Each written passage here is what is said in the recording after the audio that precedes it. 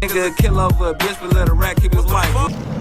Look, y'all, I know I'm late to the party, but y'all gonna have to help me understand this. This Faja just shot his son 12 times. 12.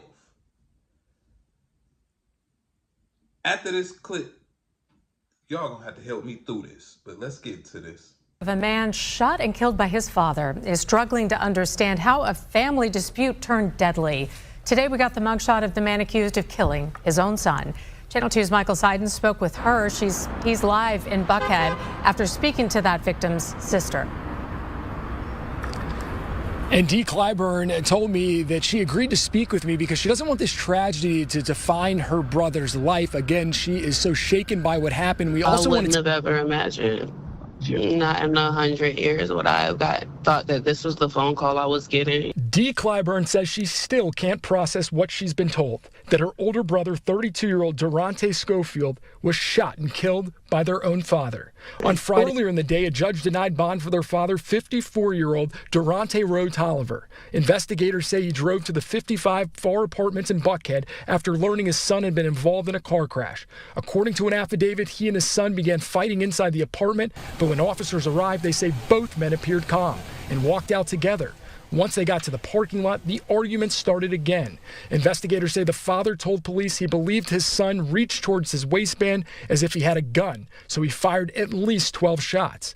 Police say they searched Schofield's body, but he did not have a gun. Just remember him as being... Hey, y'all, this special edition. The son, girlfriend called his Faja, his daddy. The daddy pull up, shoot his son 12 times. Twin. What that sound like? He shoot his son after the police is there. He fucking hurt. That's what I was gonna say. But I'm like, no, maybe his son got the best of him, was in the crib, whooping on him, and you know, I brought you in this world, I'll take you out. But nigga, after the police get there and you give them 12, is it cause you lost that bad in the crib? Or you and that girl got something going on? It sounds more like for somebody to shoot somebody 12 times. 12 of them. When I said that, your face lit up. Cause you know, even in family disputes, even if you don't want to do something and you do it, nigga, you not finna overdo it. Yo, son. Mind you, nigga, this ain't your crib. You came into his business. That nigga's a grown man. If you felt that strong about it, we'll call the police on that nigga. Get him locked up behind it. But you know you can't do that to your son. And you can't do what you did, but you went to your... But hey, if he hitting a girl, maybe he felt like it was his residence. Like, I'll be here when you really ain't here. Because that's the only thing I can see. Now, all this is allegedly, hypothetically. But this is what it kind of looked like. And this ain't sitting right with me. I done had some nice ones. You get what I'm saying? And my pops, he really respected the females I brought around and conversate, kick it, whatever.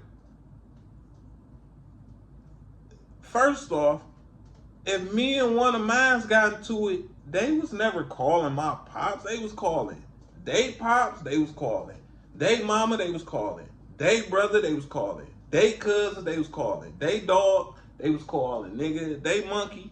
Nigga, they wasn't calling none of my people.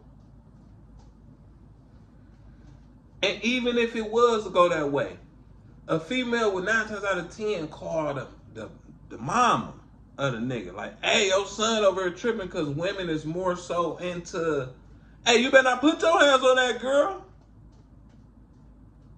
Leave, because they women. So you know how that go. But you call his pops, now he may ain't got no mama now, or whatever the case is. But she called his pops. And the pops came over there on that. Against your son, you don't gotta champion bad behavior.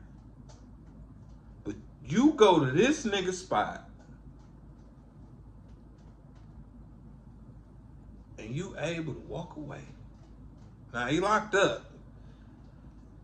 But nigga, 12 times after the police show up and you saying he had a gun, y'all was probably just tussling or going at it or whatever. You knew he ain't had no gun. You knew that. Y'all was just in the crib going at it. You knew he ain't had one. Even though one thing a nigga do know, they know they kids.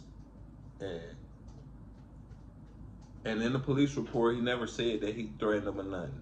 But he thought he was reaching for a gun. But even if you did think that, nigga, 12 times?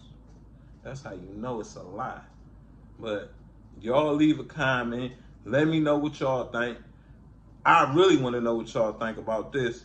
Hit the like button, hit the subscribe button, and y'all give me some feedback on this. What y'all think? Yup, it's that. I think it is.